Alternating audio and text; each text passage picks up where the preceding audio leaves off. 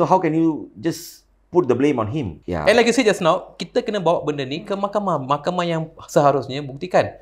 Sebab after all, pernah ada kes TPM sampai masuk ke mahkamah, ada boleh DNA. Ada prima facie lagi. Kan? So, it shows that mungkin masuk mahkamah benda tu dibuktikan tak bersalah. Macam TPM lah. Ya, correct. So, kenapa? So, what you say is right. Katakan kes ni dibawa ke mahkamah melalui proses mahkamah yang sepatutnya dan mahkamah kata tak bersalah. Then, where all these people going to put their face? Betul?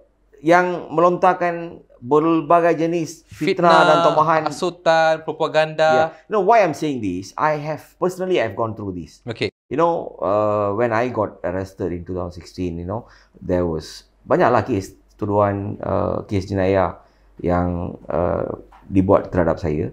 Tapi akhirnya selepas kes-kes tersebut melalui proses perbicaraan yang sepatutnya dalam mahkamah kata tak bersalah.